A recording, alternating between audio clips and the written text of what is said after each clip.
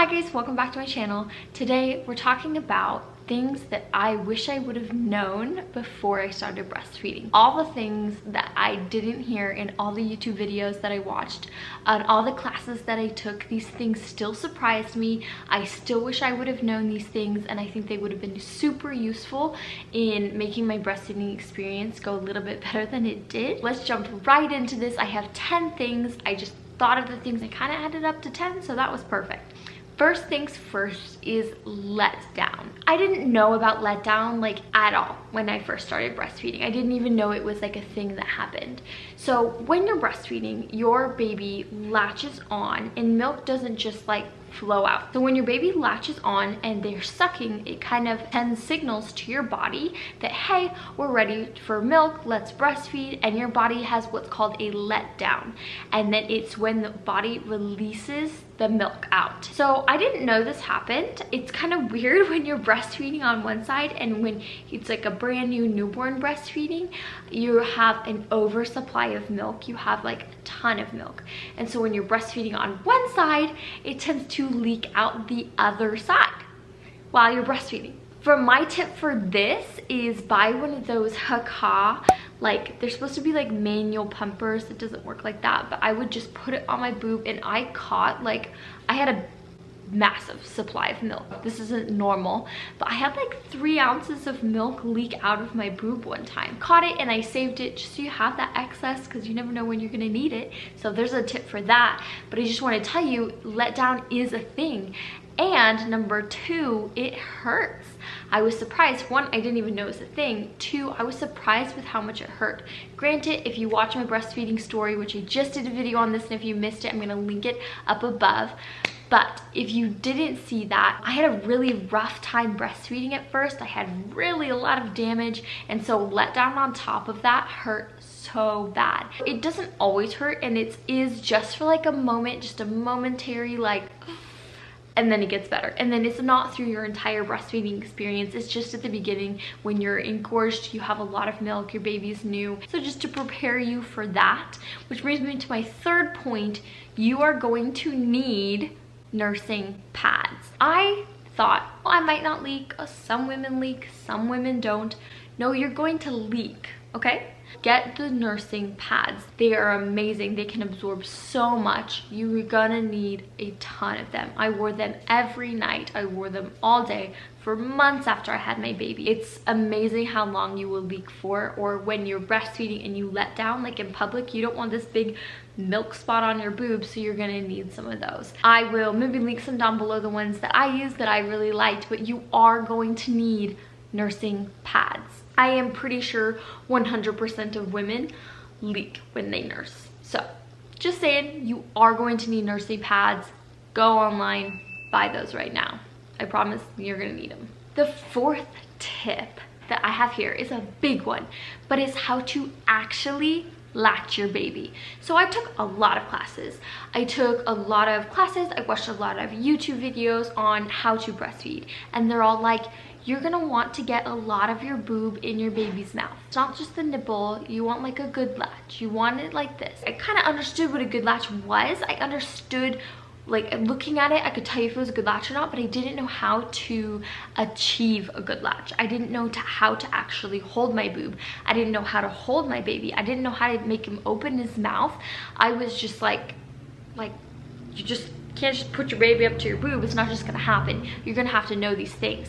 So I like to refer to Jane the Virgin. I don't know if you guys have ever seen that TV show, but for me, they had the most accurate depiction of breastfeeding. It was so accurate for me.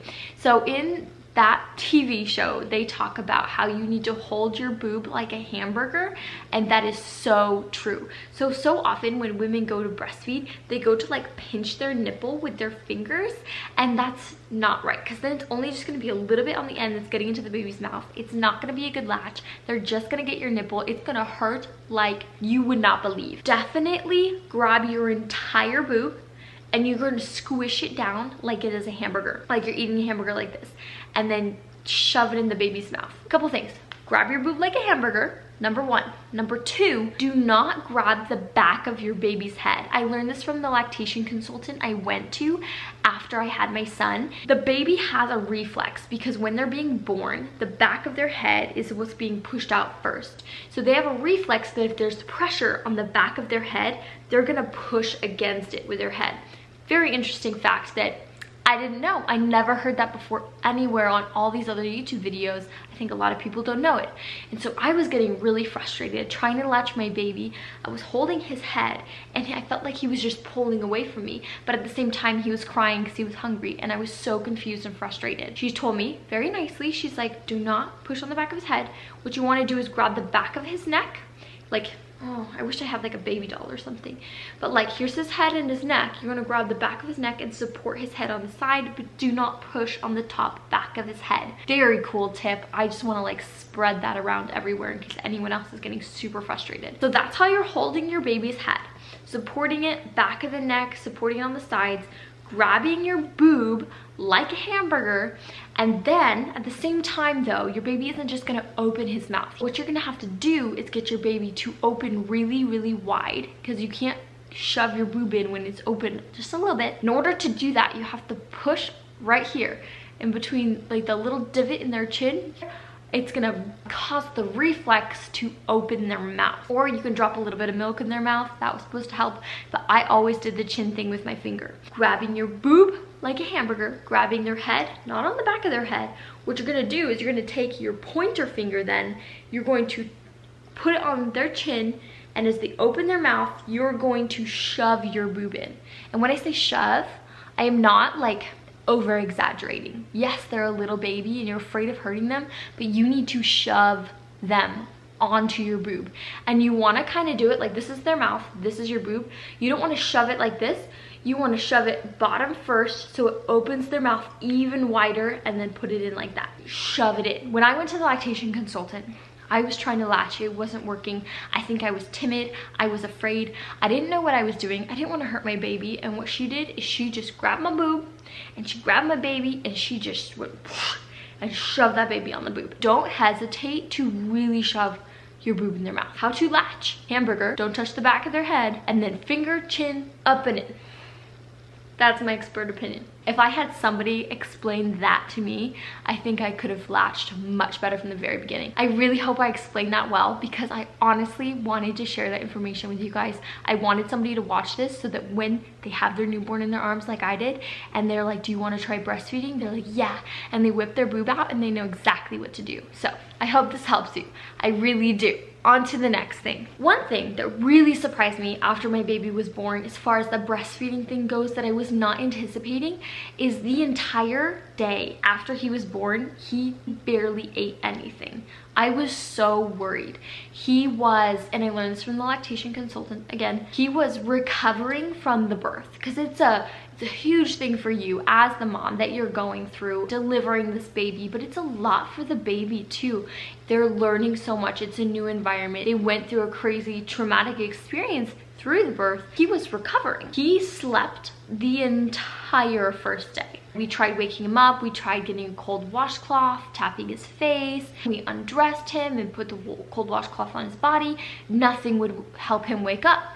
So we were trying to just nurse him as much as possible, and he was not eating. I was very worried, but I guess that's a normal thing. They're recovering from the birth. Even if they get 1 to 2 drops of milk, that is giving them a lot of energy. It's giving them a lot of nutrients where it will still help them. So any milk that they get is going to go a long way. But just a warning for you guys, if your baby sleeps the entire day after it's born, that's normal. Don't freak out. If you're worried about it, definitely go to a lactation consultant to ask about it. But I was so surprised. I was expecting crying. I was expecting just a lot of work, but practically slept the entire day. Worried me. But this leads me to my next point, cluster feeding. This was the next day after he had not eaten a lot the day before, and he was done sleeping, and he was like, I am so hungry, and my milk had not come in yet because this is the second day after he was born. He was starving, and I only had colostrum, which is The product that you make before your milk comes in is super highly nutritious, amazing for your baby, but it doesn't have the same volume as your milk does. He was cluster feeding, which means like every half an hour he would nurse. I didn't know what was wrong. I didn't know what was wrong with him because I was like, he's crying all the time. I literally just fed him. He can't be hungry. He has to sleep. You try rocking him to sleep. You're like, is he in pain? What's going on? No, he's just hungry. Yes, your baby will eat every half an hour, and it doesn't seem right and it doesn't seem normal, but it is. Practically when they're newborn, if they're crying, it means they're probably hungry. For me, this was really hard, the cluster feeding, because I did not have a good latch. If you, again, watch my birth story, I had a very, very hard time nursing, and this just destroyed my nipples. It destroyed them because I was nursing every half an hour with a bad latch. Sorry, that was my dishwasher. I was nursing every half an hour with a bad latch. That is just so bad for your nipples, so bad. So one, get a good latch originally. If your baby sleeps all the first day and they're crying and crying and you feel like you're feeding them all the time, you feel like you're just feeding them all the time, it's because they're hungry, and that's normal. And yeah, you just have to feed them all the time. And I'm sorry, but that's what's wrong. That's what's going on. And if you watch Jane the Virgin, it's in Jane the Virgin. She's like, I don't know what's wrong. He's just crying all the time. And then Raphael comes in and he's all like cluster feeding, and they're like, ah, and it was great. So that's how I feel about cluster feeding. Figured it out. I want to tell you it's cluster feeding. They're just really hungry. Your milk hasn't come in yet, but it's going to soon. I hope that helps. Cluster feeding's a thing. Look it up. Next thing that I want to talk about is our Lactation Consultants. I have mentioned them multiple times in this video. I've mentioned them multiple times in a lot of my other videos. Lactation Consultants can save your life while you're breastfeeding. I didn't know about them until after I had my baby. I thought that it was for people with really big issues. I don't know. I just thought it wasn't for me. They are amazing. If you have any discomfort, any pain, you should go to them. If it's just on one side, go to them anyway. If you're like, hey, my nipple's coming out a weird shape, if it's flat, or if it looks like a tube of lipstick and it's all like weird like this, then you need to go to a lactation consultant. They are so sweet. They work with so many moms. They know so much. You wouldn't think that there's so much to do with breastfeeding, but there's a lot that has to do with breastfeeding that you don't know. And they can help in the most amazing ways.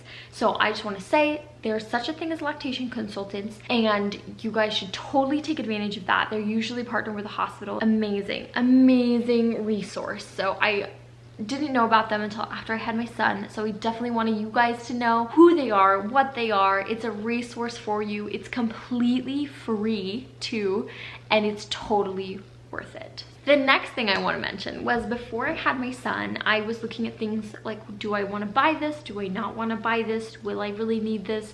Nursing pads, yes, buy them.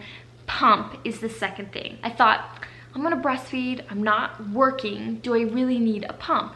The answer is yes. Buy a pump. You can a lot of time get it for free through your insurance, so you may not even have to buy it. I thought my breastfeeding was gonna go so well because I thought I was so prepared. I thought I took classes, I watched so many YouTube videos. I was like, this is gonna go fine. I don't really know if I need a pump, I'm not working, I'm not gonna have to leave my baby, I'll just breastfeed him. So my breastfeeding experience did not go the way that I wanted it to. I didn't even make it 2 weeks breastfeeding, and at that point my midwives had gifted me a manual pump, like one of those hand manual pumps, and I would do one boob at a time, but I couldn't nurse. I couldn't nurse, and so that was all I had. Finally got my pump in the mail, and it was just so nice. It was so nice to have that. I would recommend you getting a pump just in case. Even though you do plan on breastfeeding, even though you're like, I don't work, I may not need it, I would highly, highly, highly recommend it, because you never know what's gonna happen. It's always nice to have one on hand. It saved me, that manual hand pump. It saved my life and my nipples. It saved my nipples. Number 10, you will get stretch marks on your boobs. I was totally anticipating stretch marks on my stomach. I was prepared for that. I was like, okay, I put lotion on my stomach, you know, try to take care of my stomach skin. But the place that I first got stretch marks, and probably got stretch marks the worst, were on my boobs. I got no stretch marks on my stomach. I got one maybe on my hip, and I had them all on the underside of my boobs, on both boobs. It was just bad. Even before engorgement, even just at the end of pregnancy, I got stretch marks on my boobs really bad. I don't really care that much. No one really sees my boobs except for my husband, and he doesn't care.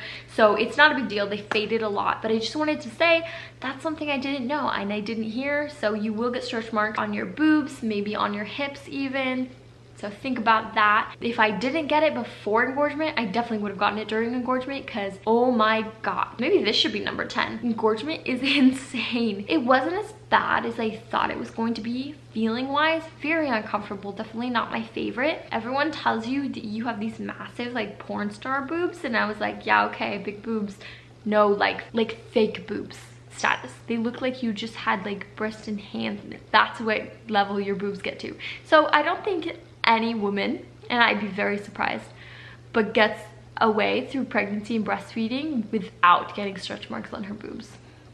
But I was surprised by that. So I just thought I might add it in this video in the very end. So those are the 10 things that I really wanted to share. I would definitely recommend going to other videos and researching that, just doing your best to be educated on it.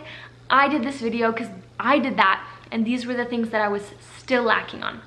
So I wanted to share those, these are some things that surprised me. These are some things that I wish I would have known. So I really hope this helps you. I hope this helps you latching, lactation consultants, getting prepared for breastfeeding. It is different for every single woman. So if you hear horrible stories of breastfeeding, don't be afraid. It doesn't mean you're gonna have a horrible story. It's different for everybody. So good luck. I hope this helps you so much. If you like this video, be sure to check out my channel, subscribe if you're interested. If you like this video, give it a thumbs up. Check out my video from last Monday. I talked about my breastfeeding story. Again, it's linked up above and down below. And I will see you guys on my vlog on Friday.